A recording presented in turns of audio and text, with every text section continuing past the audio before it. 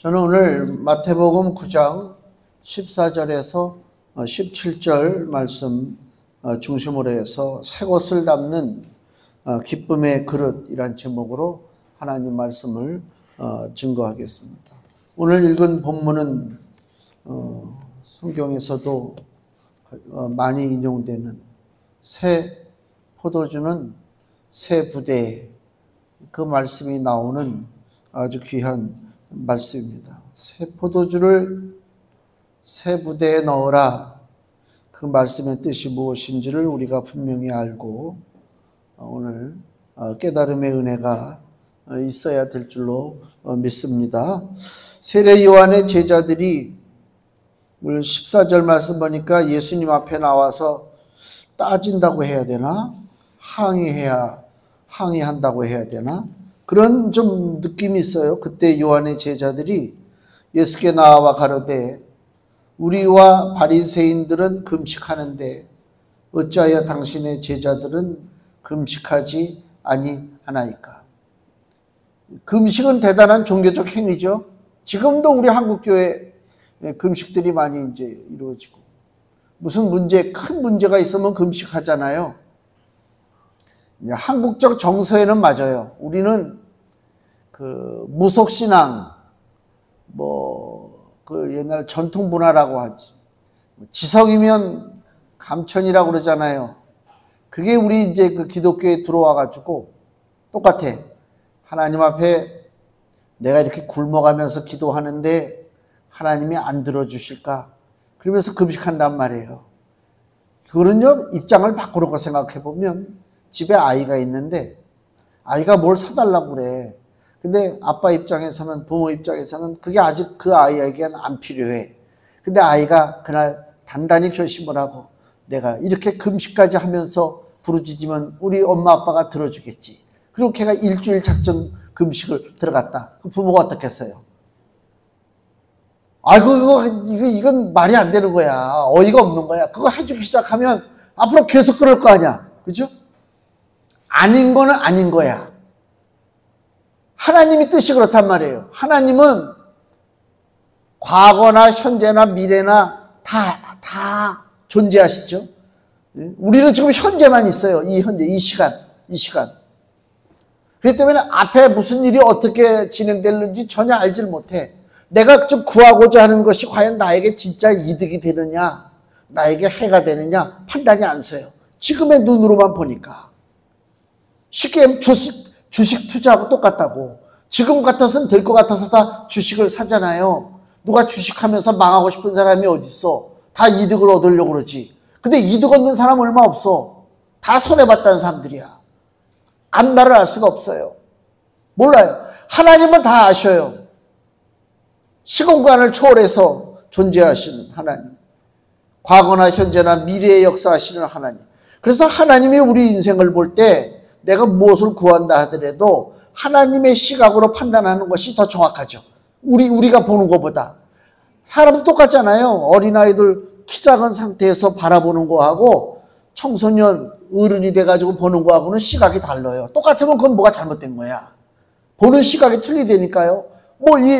키도 차이가 나지만 생각도 잘 안 하고 뭐가 차이가 많이 나죠. 근데 내가 판단해서 나는 저걸 갖고 싶지만 하나님이 판단했을 땐 그것이 너에게 오히려 해가 돼. 하나님이 안 주시지. 그걸 가지고 내가 금식해서 하나님의 고집을 내가 꺾어버리고 내 고집으로 한번 금식해가지고 응답을 받아야 되겠다. 이게 올바른 자세냐 이거예요. 올바른 자세가 아니죠. 그러니까 금식이라고 하는 거는 자기 자신을 죽이는 거죠. 밥을 안 먹으니까 내가 죽는 거지 뭘. 내가 이렇게 이 땅 살아오면서 사람이 혈기가 센 사람이 있어. 고집이 세고 혈기가 세고 자기 주장이 세고 그죠? 다 그래. 약해 보이는 사람조차도 자기 것이 있단 말이에요. 하나님 앞에 그것이 방해가 되고 하나님의 은혜를 누리는데 그것이 장애물이 된다면 그 방해되는 그 내 자아, 내 고집, 내 센 성격 이런 것들을 죽여야 될 거 아닙니까? 안 죽어. 그러니까 굶는 거야. 사람이 굶으면 힘이 빠지잖아. 근데 문제는 뭐야? 굶을 때는 죽는 것 같은데 나중에 회복되느라고 밥을 먹고 나면 다시 살아나 죽은 줄 알았는데. 이 금식에 대해서 우리가 깊은 고민이 있어야 돼요. 금식하지 말라 소리는 아니고 나는 또 금식하라 소리도 아니야. 이게 지금 요한의 제자들이 예수님한테 와서 뭐예요? 우리와 바리새인들은 금식을 하는데 왜 예수님의 제자들은 금식하지 않냐 이거잖아요. 어떻게 들으면은 그거지. 금식을 전문적으로 하는 그 교회가 있어요. 교단이 있다고. 그 교단이 우리를 볼 때 야, 니네는 어떻게 1년 365일 금식 기도 성회도 한 번 안 하냐? 그렇게 얘기할 수 있겠지. 우리는 구태여 뭐 금식을 할 필요가 있을까? 지금 여기 그 요한의 제자들이 예수님한테 이 물어본 얘기가 이거예요. 우리는 종교적인 열심을 내고 규칙을 잘 지키고 막 이렇게 하는데 왜 예수의 제자들은 자유분방하게 사느냐? 그 얘기 아닙니까? 그러니까 요한의 제자, 그 다음에 여기 바리새인들도 금식을 열심히 하죠. 그들은 스승을 누구로 두고 있느냐? 사람의 교리, 전통, 습관 뭐 이런 거 있단 말이에요. 거기에 그 스승으로 모시고 있기 때문에 기쁨이 없어요. 자유가 없어요. 뭘 해야 돼요. 아, 저기 뭐 안동 같은데 거기 유교가 거기 성하잖아요. 아주 그 양반에 두시라고. 그래서 무슨 때 되면은 그 옷들 쫙 갖춰 입고 나와가지고 그 무슨 양반 그 서당에서 무슨 제를 지내잖아요. 난 그거 너무 복잡하대. 쭉 해가지고 뭐 충문인지 뭐죠. 그것도 읽어가면서 뭐 제를 지내는데 얼마나 절차가 복잡해. 힘들어요. 그죠? 아무나 못해요. 그거 아무나 한다고 되는 일이 아니잖아요. 그러니까 사람을 전통으로 삼고 사람을 스승으로 삼고 사람이 살아왔던 문화와 가르침과 교리와 전통을 내가 이어받는다면 나에겐 자유가 없어요. 자유가 없죠. 쉽게 얘기하면 그 전에 저기 발 떠는 거 있잖아요. 그건 물론 지금도 뭐 발 떠는 보기가 안 좋지만 막 발을 떨면 뭐가 날아간다고 그래. 복 날아간다고 그러잖아요. 그래서 발 그거 떠는 거를 뭐 도끼로 찍었더니 뭐 나중에 뭐 그 사람이 더 부자가 됐다. 믿거나 말거나 그런 얘기도 있어. 발을 막 떨어. 신학교 다닐 때 교수님 한 분이 여기 저기 칠판 옆에 의자를 갖다 놓고 앉아서 강의를 하는데 발을 무지하게 떨어. 그거 신경 쓰느라고요. 야, 어쩜 저렇게 열심히 떠냐. 옛날에는 그 재수없다고 그랬잖아요. 근데 진짜 재수가 없습니까? 아니요. 요새 의사들은 발 떨면 좋대. 건강에. 혈액순환이. 그 다음에 그전에는 밤에 손톱을 못 깎게 했어요. 그 부모 돌아가신다고. 재수없다고 그러고. 지금도 거기 우리 묶여 삽니까? 물론 구태여 시간이 많은데 꼭 밤에만 나는 이거 손톱을 깎겠다. 이것도 좀 문제가 있지만 그렇다고 해서 그게 무슨 화를 불러일으킨다 거든. 시험 보러 가는데 미역국을 해주면 그 진짜 그걸 공부 못하는 애들이 핑계대는 거예요. 괜히 사람이 핑계대려면 뭘 갖다 핑계를 못 대. 물론 그렇다고 일부러 또 시험 보러 가는데 미역국 해줄 필요는 없겠지만은 거기에 우리가 자유로워야 된다 그 얘기입니다. 그죠? 우리 이사 갈 때 보면 부동산에 그 달력에 손 없는 날 있잖아요. 그 귀신 없는 날. 그래서 귀신 없는 날 피해서 이사들 다니니까 우리 아파트도 이사 들어오는 거 보면 막 어떤 때 한 번에 2대, 3대가 들어오잖아요. 그 많은 날 속에. 그 귀신 없는 날 택해서 오니까 귀신 없는 날이 어디 있어, 이 땅에. 날마다 귀신 천지인데. 거기에 왜 묶이냐고. 우리는 귀신이 있어도 좋다. 왜? 내가 쫓아내고 들어가니까. 무슨 상관이 있어?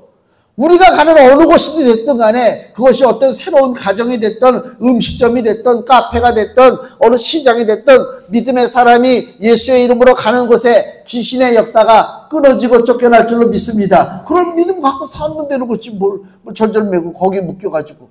그래서 손 없는 날 이사 가는 거는 그 이사 비용이 더 비싸요.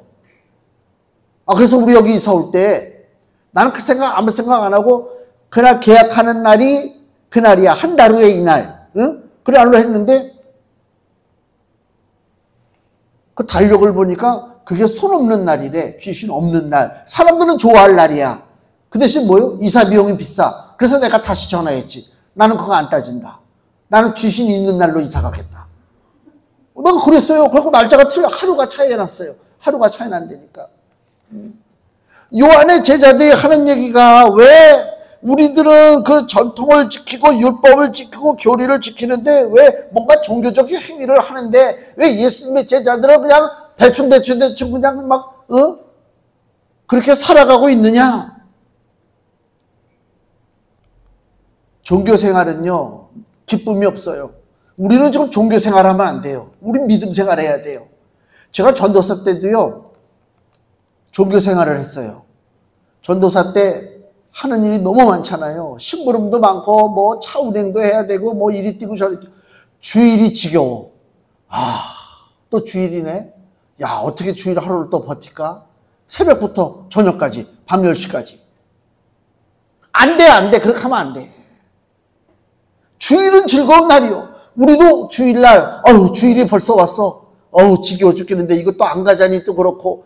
그렇게 해서 오면요 목사는 상관없어요. 저는 나는 한 사람에서 더 오면 좋지. 하나님은 안 그래.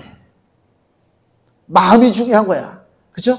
마음으로 하나님 앞에 예배하는 그 주의 자녀가 와서 예배할 때 기뻐하는 거지. 명절날 멀리 떨어진 자식이 있는데 부모님 찾아뵈야 되는데 안 찾아가면 뭐 이상하고 그래서 억지로 부모한테 와가지고 인사한다. 부모가 그걸 안다면 기쁘겠어요?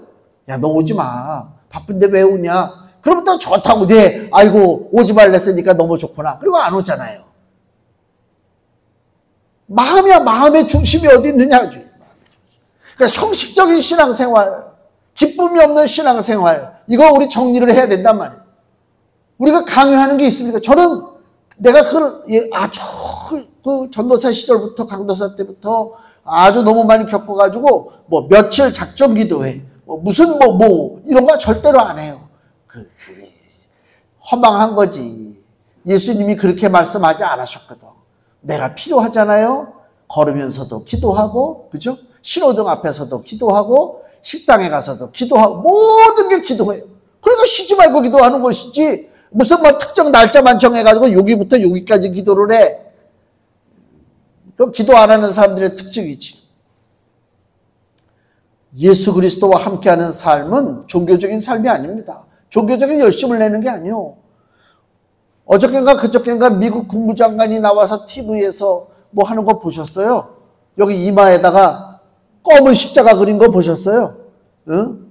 그 사람이 뭐 독실한 천주교 신자래. 이제 지난 수요일 날인가부터 사순절이 시작됐어요. 사순절이 부활절 전까지 40일의 기간을 우리가 사순절, 그래서 예수님의 십자가도 묵상하고 고난도 묵상하고 경건하고 이런 기간이 사순절이에요. 그렇다고 해서 사순절날 특별히 프로그램 짤 필요는 없어요.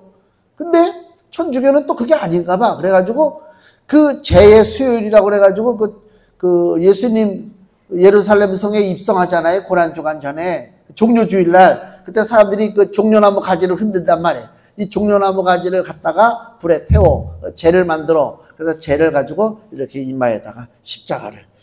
재의 수요일이다. 검은 십자가. 그래서 예수님의 그 십자가에 내가 동참하고 예수님의 그 고난을 내가 한번 체험한다. 그래서 이 검은 십자가를 이마에다 그리는 전통이 있대요. 천주교에. 예? 예수님이 그렇게 하라고 시켰어요? 아니요. 의미 없어요. 의미 없어요.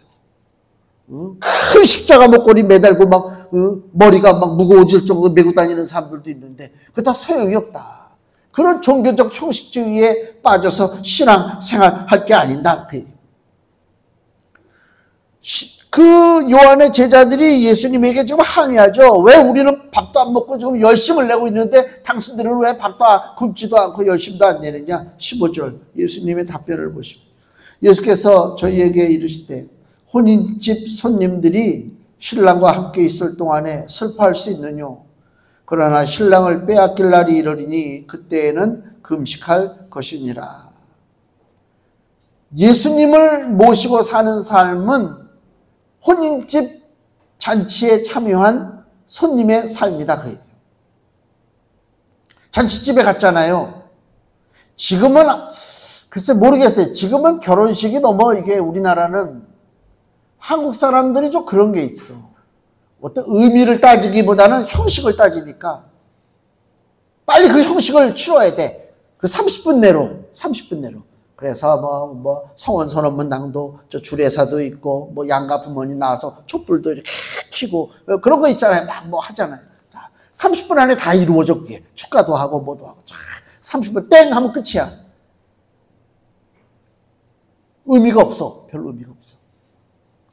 진짜 기뻐? 그죠? 그걸 물어보고 싶어요. 남의 혼인잔치에 갔는데 막 진짜 내가 막 시집가고 장가가는 것처럼 기쁩니까? 별로 그런 거 없는 것 같아. 빨리 와서 봉투 내고 얼굴 디밀고 빨리 밥 먹고 빨리 가야 되겠다. 야, 차 막히기 전에 다 그런 생각이 드니까. 진정한 기쁨을 이게 거짓된 신앙생활의 모습이에요. 거짓된 신앙생활. 예수님이 얘기하시는 이 혼인집은 진짜 기뻐하는 거예요. 이 신랑, 내가 기대하던 신랑이요. 이중적이에요. 이중적. 이게 무슨 얘기냐면, 자, 혼인집에 갔어요. 신랑의 혼인이, 신랑 집에서 먼저 잔치를 한단 말이에요. 첫 번째, 내가 혼인집, 신랑 혼인집 잔치에 축하객으로 왔어요. 첫 번째는. 두 번째는, 혼인집 신랑 잔치에 축하객으로만 온 줄 알았는데 알고 보니까 내가 신부야. 이게 성경적 교리입니다. 이중적인 의미가 있어요. 그러니까 보세요. 그냥 신랑집 혼인집 손님으로만 갔다면 큰 기쁨은 없어요. 그렇잖아요. 그냥 누가 안 오게 결혼하나 보다. 거기서 끝나겠지. 맛있는 거 먹으니까 좀 즐겁겠지? 그러나 그 상태의 즐거움.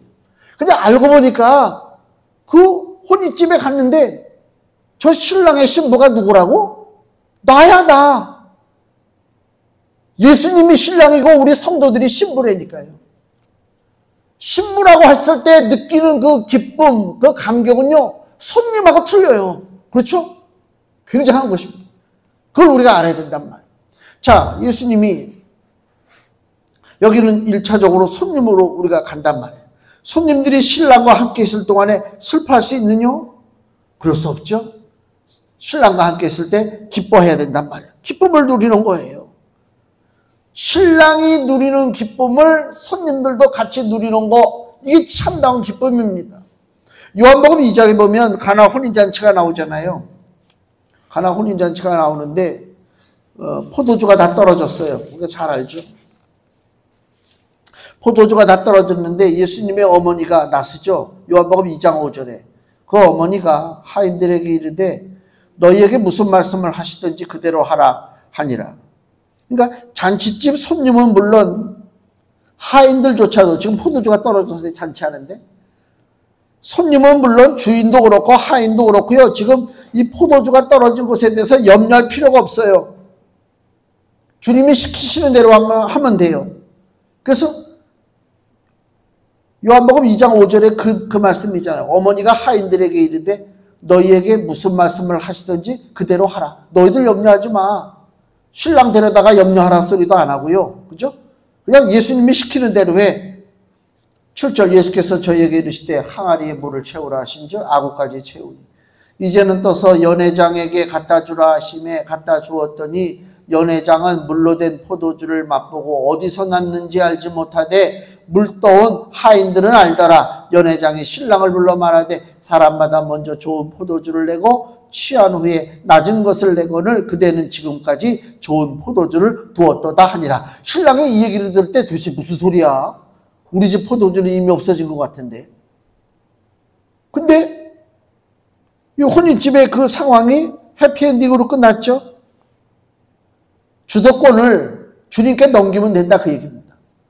내가 주도권을 가지고 모든 상황을 주장하려다 보니까 거기에 근심이 오고 염려가 오고 불안이 오고 그렇잖아요. 근데 그 주도권을 누구한테 맡겼다고요? 우리 예수님에게 맡기는 거예요. 예수님이 시키는 대로 해라. 그 얘기 아닙니까? 우리가 어차피 어떤 계획을 많이 세운다 할지라도 우리 생각대로 되는 일이 없어요. 사람이 마음으로 그 계획을 생각할지라도 우리의 걸음을 인도하시는 분은 하나님이라고 그랬잖아요. 우리가 많은 계획들을 세우고 있잖아요. 얼마나 걸쳐 잠 못 자고 그 가운데 고민하고 갈등하고 불안하고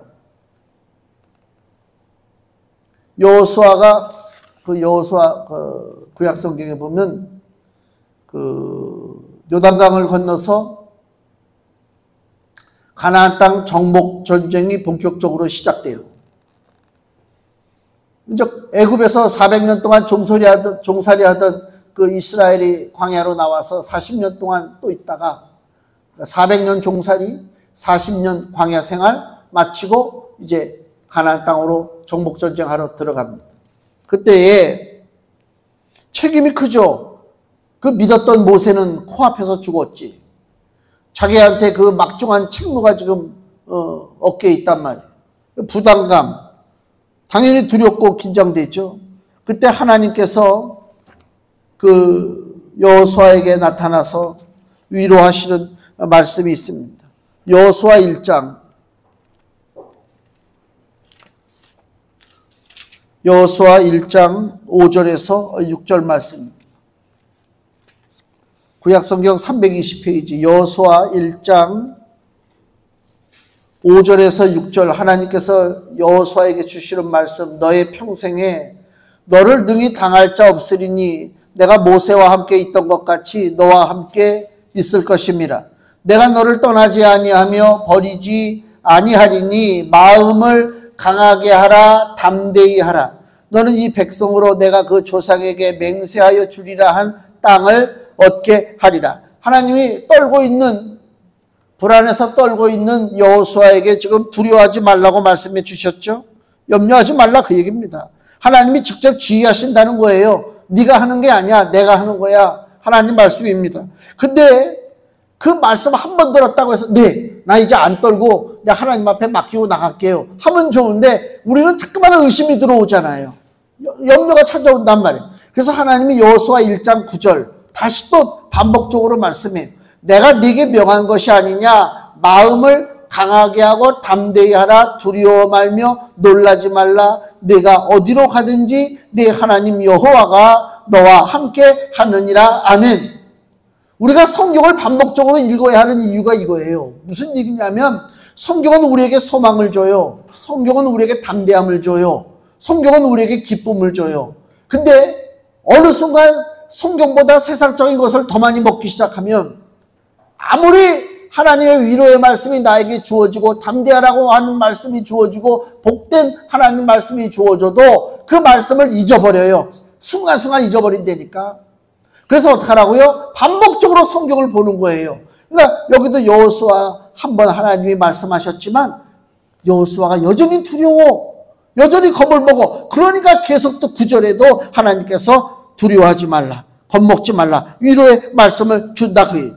근데 말씀을 주시는데도 여전히 여호수아 마음에 확신이 들지 않아. 그게 무슨 얘기냐? 이 모든 가나안 정복 전쟁의 주도권은 하나님이 쥐고 계신데 잠깐만 여호수아는 자기가 대장인 줄 착각해. 나라의 지도자들도 마찬가지야. 대통령도 그렇고 다 내각제 수상도 그렇고 자기들이 국가 경영의 최고 책임자니까 마치 자기들의 의지로 모든 국가를 경영한다 착각해요. 저 트럼프도 마찬가지요. 자기가 왕이야, 왕. 왕이라고 그러잖아요. 그래서 막 연설하고 그러잖아요. 그리고 막 다른 나라 겁박을 하고 잘못된 거야. 물론 신앙적으로 한데 자기들이. 그래서 회의할 때 보니까 그 무슨 장관인가 일어나서 대표기도 하고 이런 거 하더라고. 보기는 그럴듯해. 문제는 뭐야? 진짜 자기들의 주가 되시는 예수 그리스도가 과연 그 자리에 계시느냐가 문제지. 남에게 고통을 줍니까 예수님이?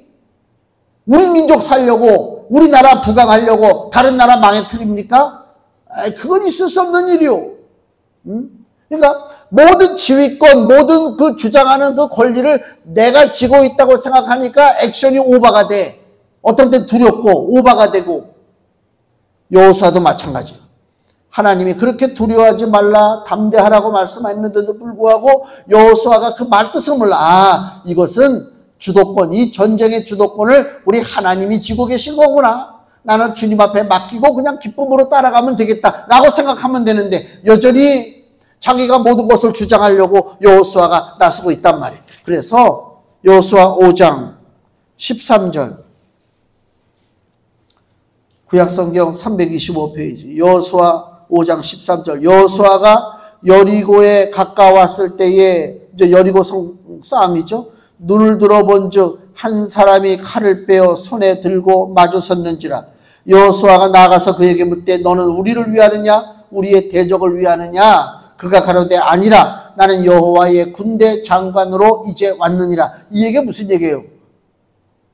진짜 지도자가 온 거예요. 군대 지휘관이 왔단 말이에요. 여호수아, 네가 지휘관인 줄 알았지? 내가 지휘관이야. 내가 이 전쟁의 주도권을 쥐고 있어. 즉 그 말씀입니다. 나는 여호와의 군대 장관으로 이제 왔느니라. 여호수아가 딱 그때서야 눈치를 챘어요. 아, 내가 대장이 아니구나. 하나님이 대장이시구나. 그래서 비로소 여호수아가 땅에 엎드려 절하고 가로되 나의 주여 종에게 무슨 말씀을 하려 하시나이까. 여호와의 군대 장관이 여호수아에게 이르되 내 발에서 실을 벗으라. 내가 선 곳은 거룩하니라. 여호수아가 그대로 행하니라. 이제 여호수아가 명령을 내리던 상태에서 명령을 받는 상태가 됐다, 그 얘기 아닙니까? 예? 내가 주도권을 가지고 있는 게 아닙니다. 그럼 여호수아는 뭐를 하면 돼요? 전쟁 승리의 기쁨을 누리면 된다. 즉 그 얘기를 하고 있는 것입니다. 그러니까 우리 다시 본문으로 돌아가서 오늘 우리 성도들도 똑같습니다. 혼인집 신랑 손님들입니다. 그냥 즐거움을 누리고 살면 돼요. 이 땅에 우리가 즐겁게 살고 기쁘게 살아야 하는 것을 회방하는 요소가 너무 많죠. 근심, 걱정, 염려가 많다니까요. 이로 말할 수가 없어요. 진서는 감기가 심해가지고 기침을 하는데 귀가 물에 찬 것 같은, 우리 그 집안 내력인가 봐요. 귀가 약해. 나도 저 감기 걸리면 귀에 물 찬 것 같거든요. 멍해가지고 소리가 막 울려. 근데 내 경험으로는 그까짓 거 아무것도 아니다. 이비인후과 찾아갈 것도 없어. 그냥 믿음으로 찬송하고 나가니까 지난 겨울도 그렇고 이번 겨울도 그렇고 다 괜찮아요. 다 괜찮습니다. 그래서 내가 진서한테 야, 내가 겪어봐서 그런데 아무런 것도 아니야. 괜찮다니까. 아, 이게 잘못돼가지고 무슨 영구적으로다가 드라마를 많이 봐서 그런 거지. 무슨 영구적으로. 그러니까 쓸데없이 근심하고, 물론 그럴 수도 있겠지. 근데 상당수의 우리가 겪는 많은 문제들이요, 마치 죽을 것 같은 많은 문제들이요, 실상은요 아무것도 아닙니다. 지나놓고 나면. 또 설령 죽어도 마찬가지지. 예수 믿는 사람들인데 영원한 것이 있는데 그거 아닙니까? 주님이 우리에게 주시는 것이. 우리는 기뻐하며 사는 것이 우리에게 주어진 사명입니다. 뭐 법 지키고 살란 얘기가 아닙니다. 근데 15절에 뭐라고 되어 있냐면 예수님이 자, 다 기뻐하는데 그러나 신랑을 빼앗길 날이 이르리니 그때에는 금식할 것이니라. 신랑을 빼앗길 날이 언제요? 예수님이 십자가에서 돌아가시는 날이에요. 그렇잖아요. 근데 그 예수님이 십자가에서 돌아가신 날 해도 빛을 잃고 온 세상이 깜깜하게 되었지만은 몇 시간 아니고 그 신랑이 돌아가서 신랑이 죽어서 당연히 금식하고 슬퍼하는데 그날이 우리에게 주어진 날이 며칠이라고요? 3일. 우리의 긴 나날들을 생각해 볼 때, 아니 1년 365일로만 볼 때 신랑 예수가 죽고 슬퍼할 날은 3일밖에 없다. 결과적으로 뭐라고요? 우리의 인생 속에는 슬퍼할 것보다 기뻐할 일들이 많다. 그 예수는 3일 만에 부활하셨기 때문에 우리는 기뻐할 수 있다. 그 얘기입니다. 사람이 산속에서 길을 잃고 방황하다가 산에서 길 잃어봤어요? 굉장히 불안합니다. 이렇게 여유롭게 등산하던 사람이 길을 잃잖아요. 이 머리가 복잡해지고 차분했던 사람이 차분해지지가 않습니다. 마음이 급해집니다. 그래서 판단이 흐려져요. 그래서 자기는 내려간다, 저 밑으로 내려간다고 생각하는데 실은 저 반대 방향 깊은 곳으로 들어가요. 그래서 길을 잃으면 이 분별력이 사라지고 판단력이 잘못되기 때문에 산에서 얼어 죽는 경우가 많습니다. 산에서 길을 잃어요. 밤에 빛이 안 보여요. 그리고 막 헤매는데 순간 내 눈에 빛이 들어오잖아요. 저 마을의 빛이. 그래, 절로만 내려가면 내가 살겠다. 그리고 내려간단 말이에요. 내려가. 뭐 나무가지에 긁히지 뭐 몇 시간 동안 돌아다니니까 물도 못 마시고 밥도 못 먹고 뭐 이로 말할 수가 없는 고통이 오죠. 그리고 내려갔어요. 민가에 사람 소리가 들려요. 사람을 만났어요. 기뻐요? 안 기뻐요? 기쁘지. 야, 여기 상처 났다고, 뭐 배 고팠다고, 무슨 아이고 나는 왜 상처가 났을까? 나는 왜 배가 고플까? 불평하고 원망합니까? 그건 바보지. 죽다가 살아났는데, 빛을 봤는데, 구원이 그거예요. 예수 믿는 구원이. 이 땅에서 우리에게 상처를 주고 고통을 주고 아픔을 주고 불안을 주고 초조함을 주고 기쁨을 누리지 못할 많은 요소가 있지만 예수 그리스도가 생명의 빛으로 오셔서 내가 곧 길이요 진리요 빛이니, 그죠? 생명이요. 예수 그리스도를 따라가면 산단 말이요. 그 얘기는 야 너희들은 이제 죽었다 살았어. 기뻐해야지. 제2차 세계대전이 끝나고 폴란드 지역에 곳곳에 유대인 수용소가 있었어요. 거기가 미군이 들어가니까 그 유태인들이 죽다 살아난 유태인들, 다행히 운 좋은 사람들이지. 나머지들은 다 가스실에서 죽었어요. 살아남은 사람들은요, 누가 죽일 사람 밥 먹입니까? 밥 안 먹이지. 그러니까 뼈밖에 안 남았어. 근데 웃어. 역사 필름을 보니까 그 철조망에 미군들이 들어오니까 그 뼈만 남은 유대인들이 그 미군을 보고 웃더라니까. 왜 웃어요? 뭐 이렇게 좋은 일이 있어서 가족들 다 죽고 자기도 그냥 말라 비틀어가지고 그냥 저거 안 돼. 생명이 오잖아요. 생명. 그 기쁨이요. 맛있는 거 먹는 시시한 기쁨이 아니라니까. 어디 좋은 데 놀러 가는 기쁨이 아니라니까요. 베드로전서 2장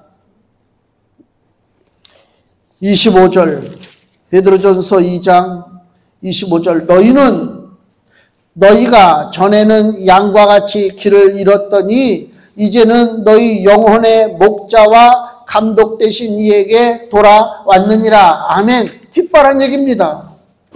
기뻐하는 것입니다. 예수를 믿음으로 지옥 형벌이 면제되고 생명 얻었다. 당연히 기쁜 거예요. 기뻐할 수밖에 없어요. 하나님께서 창세기 3장 19절을 보면 하나님이 아담을 책망하시는 말씀이 나와요. 아담이 에덴 동산에서 하나님 말씀 어기고 선악과 먹었잖아요. 그때 하나님이 뭐라고 아담을 책망하냐면 창세기 3장 19절, 내가 아담이 얼굴에 땀이 흘러야 식물을 먹고 필경은 흙으로 돌아가리니 그 속에서 내가 취함을 입었음이라. 너는 흙이니 흙으로 돌아갈 것이니라. 흙으로 돌아가래요. 무가치한 존재라 그 얘기입니다. 하나님을 떠나고 하나님 앞에 불순종하고 하나님을 거역하고 마귀와 손잡은 인생. 그렇죠? 무가치한 인생, 흙과 같은 인생입니다. 기쁨이 있을 수가 없지. 기쁨이 있을 수가 없지. 인생의 본질은요, 우리 인생의 본질은 대단한 거 아닙니다. 인생의 본질은 흙입니다. 흙으로 돌아가야 할 존재입니다. 이것을 여기서 우리 성경 오늘 본문에서는 낡은 옷, 그 다음에 낡은 부대라고 표현을 합니다. 새 것을 우리에게 하나님이 주셨어요. 새 것을. 생배라고 그래, 생배, 새 것. 근데 나는 낡은 거야. 낡은 것에다 새 것을 갖다 연결해버리니까 어떻게 해요? 새 것이 힘이 좋아서 땡기는 힘이 세니까 낡은 것이 다 뜯어진다. 예수님 하시는 말씀 아닙니까? 그 다음에 새 포도주, 새 것이요. 새 것을 줬는데 나는 낡은 포도주 부대야. 새 포도주를 내 부대에 담으니까 새 것이 너무 강하니까 낡은 포도주 부대가 터져버렸다. 예수님 하시는 말씀이요. 새 것을 주는데 너희가 새롭지 못하면 그것을 받지 못하는 거야. 그게 주의 말씀입니다. 즉 창세기 3장 19절에 하나님이 아담에게 책망하실 때 너는 흙이니 흙으로 돌아가라. 너는 무가치한 존재야. 근데 흙이 새 것을 받을 수 있느냐? 받을 수가 없어요. 낡은 것은 무너져야 돼요. 낡은 것은 허물어져야 돼요. 받을 수가 없어요. 새 것이 돼야 돼요. 우리 올해 주제 성구가 뭐예요? 고린도후서 5장 17절이잖아요. 이전 것은 지나갔으니 보라 새 것이 되었도다. 새 것이 돼야 새 것을 받아요. 여전히 나는 옛날 것으로 살아요. 옛날 전통, 옛날 교리, 옛날 습관, 그죠? 내 옛 성품, 그 옛 것을 가지고 살아. 하나님의 생명의 복음, 새 것이 들어오는데 견뎌냅니까? 못 견딥니다. 받을 수도 없습니다. 새 것이 돼야 됩니다. 금주의 말씀 보세요. 고린도후서 4장 16절입니다. 같이 읽습니다. 그러므로 우리가 낙심하지 아니하노니 겉사람은 후패하나 우리의 속은 날로 새롭도다. 아멘. 우리의 겉은 썩어져요. 왜? 우리 겉은 뭐예요? 흙이에요. 흙. 우리 겉사람은 흙으로 만들었어요. 우리는 겉사람으로 사는 게 아닙니다. 우리 속사람으로 삽니다. 우리 육체의 사람으로 사는 게 아닙니다. 우리 영의 사람, 믿음의 사람으로 삽니다. 겉사람은 썩었어요. 겉사람의 모습만 가지고 하나님의 신령한 은혜, 예수 그리스도의 새로운 복음을 우리가 받아들일 수가 없어요. 우리의 속이 날로 날로 새로워져야 된다 그 얘기입니다. 세상은 우리가 날마다 늙어가고 우리가 옛것이라고 세상은 우리에게 가르쳐주고 있습니다. 하루하루 우리는 낡아져요. 하루하루 우리는 늙어져요. 그렇잖아요. 낡고 늙어진다니까. 아침에 엘리베이터를 타는데 3층에서 딱 열면서 3층에서 그 조그만 여자 꼬맹이하고 그 아빠하고 할머니 같아. 3명이 타는데 그 조그만 꼬맹이 딸내미가 날 보더니 아버지 그러던가 하지 그러던가. 그래서 난 처음에 이게 무슨 소리인가 하지 날 가지고 계속 그래 하지. 그러니까 그 할머니가 아이고 잘한다 할아버지 잘한다. 나 할아버지인 것을 알아봤다 그 얘기지. 뭐야 이거. 나는 아직 손자도 없고 손녀도 없는데. 응? 세상은 나한테 가르쳐줘요. 당신은 늙었다고. 가르쳐주는 거예요. 응? 우리의 겉사람은 후패해요. 우리 겉사람은 늙어요. 속상해하지 마세요. 누가 오래간만에 만나요. 오 주름이 막 여기다 늘어났네. 저 못난 지지배가 어떻게 나한테 그걸 대놓고 얘기를 하냐. 그러지 마세요. 세상은 우리에게 알려줘요. 늙고 있다고 하는 것을. 그러니까 그럴수록 어떻게 하라고요? 우리의 속은 날로 새롭도다. 새 것의 삶은 예수께서 직접 지휘하고 주도권을 가지는 삶이 새 것의 삶입니다. 그리스도의 능력이 나에게 머무는 것입니다. 새 것을 담는 기쁨의 그릇입니다. 새 것을 담아야 되는데 우리의 그릇이 기쁨이요. 기쁨이 없으면 담을 수가 없어요. 우리의 신앙생활은 억지로 하는 것이 아닙니다. 누가 너희를 권하여 오리를 가라고 하면 예수님이 그런 말씀 있잖아요. 오리를 가라고 하면 몇 리를 가라고요? 10리를 가라. 왜 10리를 가? 기쁘니까. 그래 잘됐다. 야 나 요새 걷지도 못하는데 운동할 겸 너하고도 걸어가야 되겠다. 기쁨으로 가는 것입니다. 억지가 아닙니다. 겉옷을 달라고 그러면 뭘 주라고요? 속옷까지 주래요. 내가 어떻게 저놈한테 속옷까지 털리는 신세가 됐냐. 그게 아니요. 기쁨이 다 전제가 된 것이다. 우리가 기쁨의 믿음 생활, 신앙 생활 잘 할 때 그것이 바로 기쁨의 그릇이요. 그 기쁨의 그릇이 그리스도로부터 오는 새로운 그 놀라운 복음과 생명을 온전히 담고 이 땅에서 우리의 삶이 더 기뻐하고 풍성한 삶으로 나가게 될 줄로 믿습니다. 기도하겠습니다.